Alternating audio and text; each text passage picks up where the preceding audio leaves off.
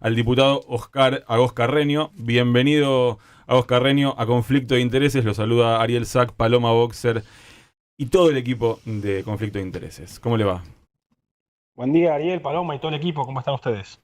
Bien, muy bien. Bueno, vamos a ir al hueso. Al hueso. ¿Cómo votó usted en lo que es el tema deuda DNU? Yo me abstuve de votar, no me parecía que había que votarlo positivamente por los tres principales motivos que hemos hecho público. En primer lugar, porque no hay un presupuesto aprobado, porque Milei cortó esa discusión abruptamente y nunca la volvió a retomar. Por otro lado, porque no están claros todas las explicaciones técnicas de cómo sería el texto, digamos, el memorando técnico de cómo serían las condiciones del acuerdo. Por otro lado, porque Toto Caputo no ha dado la cara, no ha explicado ni se ha comprometido políticamente. Pero lo más importante es lo que decían recién, el tema de la forma que ha elegido. Si bien técnicamente no es ilegal, digamos, el mecanismo de sacar un DNU y que después quede bloqueada la posibilidad del Congreso cuando una de las cámaras lo apruebe. La verdad que para temas de deuda pública, lo que dice la Constitución y lo que es la historia argentina, creo que es un mecanismo totalmente equivocado y que genera o va a generar conflictos a futuro. Ahora, escucho sus argumentos y me pregunto por qué abstenerse, que en rigor suele decirse en la lógica parlamentaria, es acompañar o de alguna forma estar más cerca de la mayoría que de la minoría, y por qué no votó en contra. Bueno, acompañar es votar positivamente. También creo que si realmente no se resuelve los futuros pagos con el FMI, con algún mecanismo, bueno, estamos en un tremendo conflicto que lo van a terminar pagando la gente de carne y hueso en la calle. Es decir, lo que creo es que tiene que hacerse absolutamente responsable el gobierno de Milei de resolver los problemas con el FMI de tal forma que si no lo hiciéramos o si él estuviera totalmente imposibilitado de negociar con el FMI, bueno, vamos a tener un problema realmente muy grave, sobre todo si no hace una corrección, no digo una corrección cambiaria en el sentido de evaluación, pero sino de corregir que no existan muchos sistemas como el actual dólar blend o de otro tipo, y eso hace que yo no quiera ser como decir, cómplice o Mm. responsable político de ello. Se tiene que hacer cargo el presidente, de la misma forma que se han hecho en los 30 convenios pasados, en los cuales no se necesita una ley del Congreso. Mm. Ahora, Oscar, ¿cómo te va? Buen día, Paula Marusic, te saluda. Me pregunto cuál es el límite, ¿no? Porque pareciera que quienes se comportan como dialoguistas, quienes colaboran, están haciendo más por la gobernabilidad del gobierno que el propio gobierno, ¿no? Digo, uno vio que por propia impericia de la Libertad Avanza, casi que no tienen dictamen y hubieran necesitado 2/3 al día siguiente en el Congreso. Uno vio que el día que llevaron el tema al Congreso, La Libertad Avanza hizo un despliegue bastante bochornoso que hizo todo el tiempo peligrar la propia sesión. Digo, ¿cuál es el límite, no? De darle esta gobernabilidad a un gobierno que está todo el tiempo jugando tan al fleje y poniéndose a sí mismo en riesgo en semanas en las que necesitan también darle gestos a los mercados, al sector financiero? Así es, Paula, buen día. A ver, es muy complejo lo que vos decís, es absolutamente cierto. Terminamos siendo mucho más adultos responsables de llevar a la Argentina al lugar que prometió el presidente, nosotros los opositores, que el propio presidente, y ni hablar sus diputados, que parece que están en una fiesta de cumpleaños en vez del Congreso de la Nación representando a los argentinos. Eso es absolutamente cierto.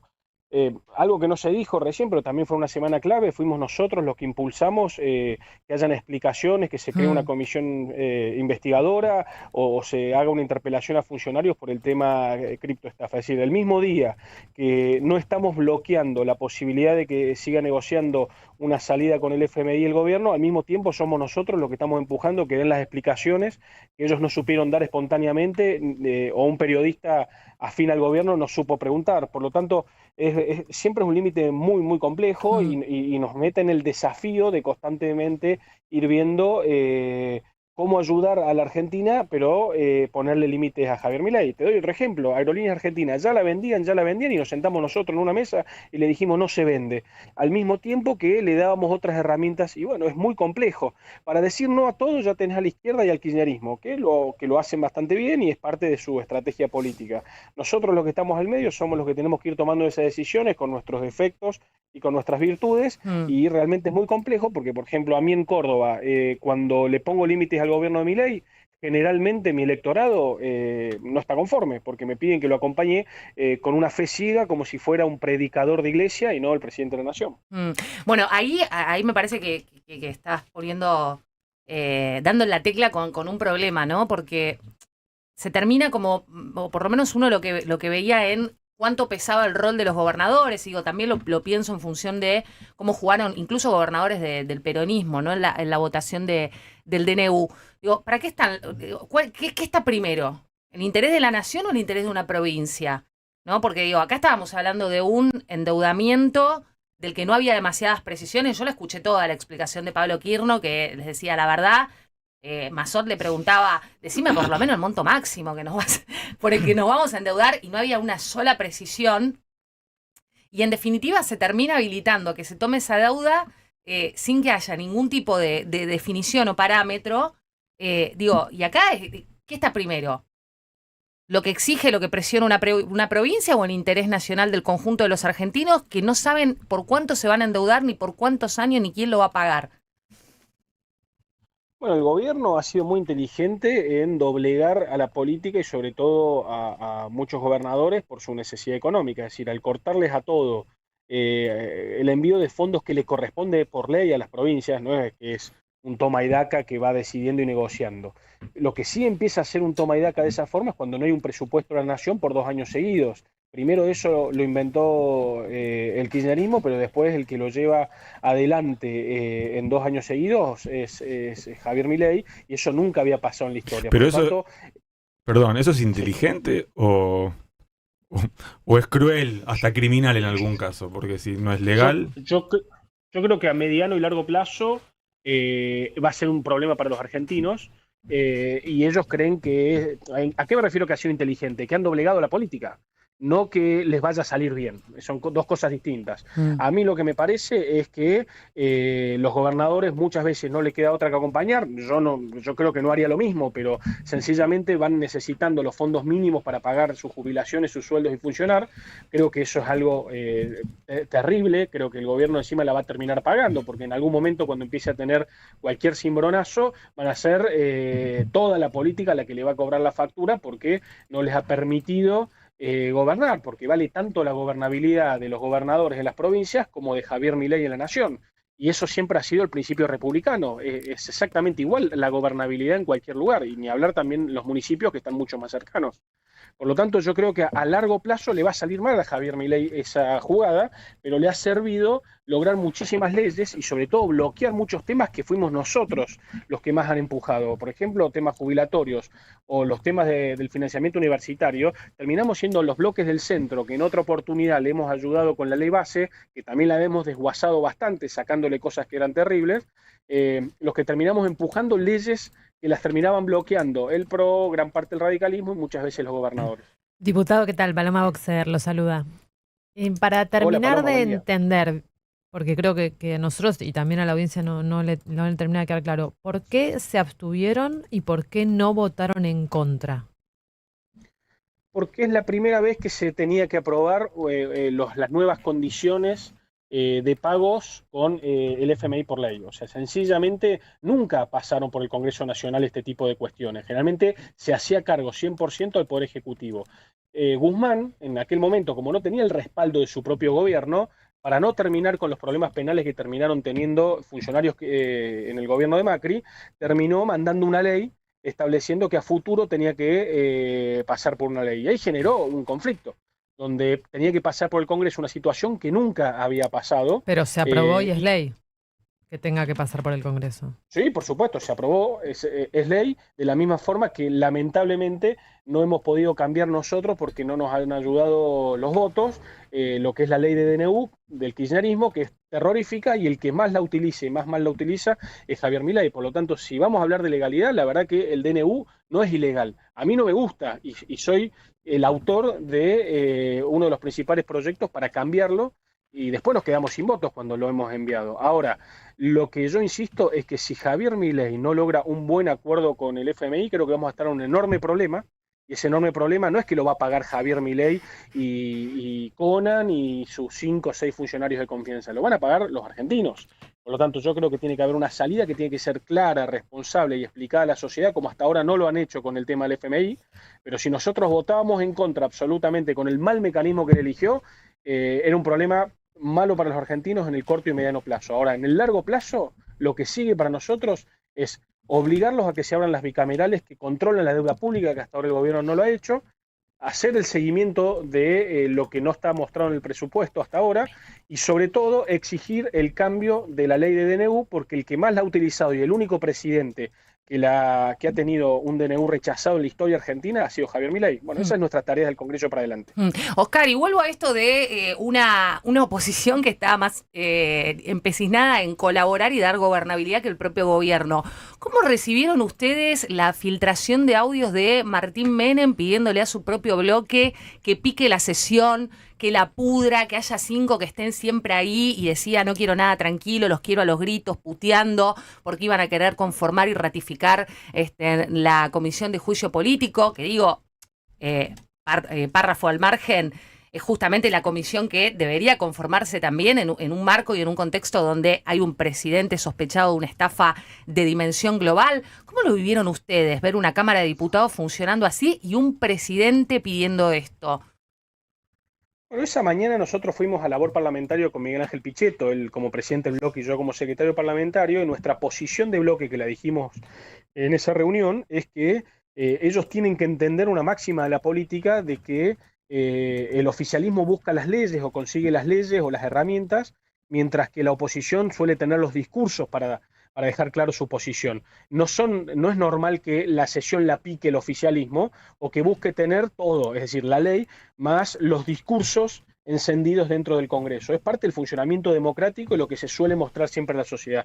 Bueno, lo que hemos visto es en 2 sesiones a muchos diputados libertarios que realmente hacían desastres y terminaban siendo más famosos diputados que terminaban tirándole agua a otros diputados en un videíto, sacando un megáfono, que a lo mejor un Nicolás Massot que hizo un discurso extremadamente claro y que venía siendo en consecuencia de preguntas que no supo responder el gobierno. Bueno, ahora creo que eso va analizando el Congreso Nacional, y si a eso se suman los rumores de que el presidente de la Cámara mandó esos audios, bueno, por supuesto que es complejo. Creo que Martín Menem tiene que dar explicaciones. Hasta ahora dijo que había inteligencia artificial, varios diputados del bloque libertario dicen que eso es mentira. Bueno, sería muy bueno que se sienten, hagan un retiro espiritual entre ellos, encuentren una salida de cara a la sociedad para no ser la principal base de conflictos, no el kirchnerismo antikirchnerismo o Milei antes Milei, sino ellos mismos dentro del Congreso, y que den las explicaciones que corresponden respecto a esos audios. ¿Está legitimado Martín Menem para seguir siendo el presidente de la Cámara o hace falta en este momento un cambio? Yo no veo los votos para que cambie eso, y además la tradición argentina siempre ha dado que el presidente venga del partido oficialista, como pasó con Emilio Monzó en el gobierno macrista. Ahora bien, me parece que tiene que hacer un enorme esfuerzo el presidente, como el bloque libertario, de ganarse nuevamente la confianza de todos nosotros, y eso incluye cuestiones como que nos han hecho muy difícil, por ejemplo, avanzar con la investigación por la criptoestafa, que nos parece que es un escándalo internacional. Es decir, nos ponen tantos palos en la rueda cuando están los votos y el juego democrático no funciona así, que bueno, creo que tiene una oportunidad el presidente como el bloque libertario de recomponer la confianza, porque ellos son los principales responsables de que se haya roto. Usted refería recién al discurso de Massot, y hablando un poco de Menem también, hay que recordar que hubo un cruce previo, Massot-Menem, donde Massot le decía que tenía que dar explicaciones. Hay un rumor extendido en la política que dice que Martín Menem podría tener alguna vinculación con el Cryptogate, además de haber sido uno de los que públicamente reposteó el tuit del presidente. ¿Usted está al tanto de esto? La verdad que no lo conocemos, o sea, se escuchan estos rumores, por eso nosotros lo que buscamos es lo mejor que puede hacer el Congreso, que es o una comisión fiscalizadora o una interpelación a los funcionarios involucrados para que en el marco de la Constitución Nacional den las explicaciones políticas que corresponden, sin perjuicio de la investigación penal. Lo que pasa que es el propio gobierno el que nos ha hecho muy difícil este camino y por eso nosotros lo vamos haciendo pasito a pasito, porque no queremos que nos pase como en el Senado, que por apurarse a meterlo al recinto, por un voto el gobierno se los dio vuelta y quedaron imposibilitados de investigar. Por lo tanto, es más que rumores, lo que tenemos que hacer es tener certezas. Esas certezas no la tuvo el primer periodista que entrevistó al presidente después de lo sucedido, no lo ha tenido hasta ahora la justicia porque tiene otros tiempos. Bueno, esperemos tenerlos nosotros en el Congreso con un sistema que dé la claridad que corresponda y sobre todo que no tengamos esta duda. Estamos hablando con Oscar Agos Carreño, diputado nacional por Encuentro Federal. Paula. Oscar, ahí hay una paradoja, porque digo, si el Congreso lograra avanzar en la formación de una comisión investigadora y la comisión investigadora determinara que hay causales de juicio político para el presidente o alguno de sus funcionarios, la comisión de juicio político está cajoneada, dormida hace más de un año a instancias del presidente de la Cámara, según denuncia la propia Marcela Pagano. ¿Esa situación puede permanecer de esa manera mucho tiempo más o hay que buscar los consensos para que se pueda regularizar? Bueno, se tiene que regularizar y ese es un problema interno del bloque oficialista. Nosotros hemos firmado el acta de conformación originariamente, donde se la votó a Pagano, que en aquel momento el presidente Sago, que era el presidente del bloque oficialista, la habría propuesto a ellas. Después, si ellos se pelearon, se desconocen, bueno, es un tema que tienen que resolver ellos. Cuando ellos lo resuelvan, seguramente esto funcionará. Ahora, si no lo resuelven a tiempo, me parece que el gobierno va a tener un problema, porque va a empezar a tener mucha presión este presidente si se sigue manejando así en la Comisión de Juicio Político.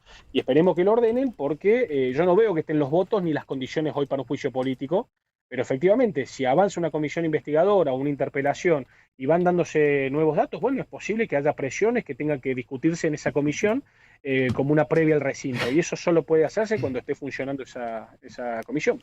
Diputado, le agradecemos muchísimo por haber hablado con nosotros en esta mañana. Les agradezco a ustedes, les mando un fuerte abrazo, buen fin de semana. Pasó por aquí Oscar Agos Carreño, diputado nacional de Encuentro Federal. En instantes nomás seguimos con conflicto de intereses. Les voy a contar una información que los va a dejar con la boca abierta. Conflicto de intereses. Hasta las 12. En Radio 10.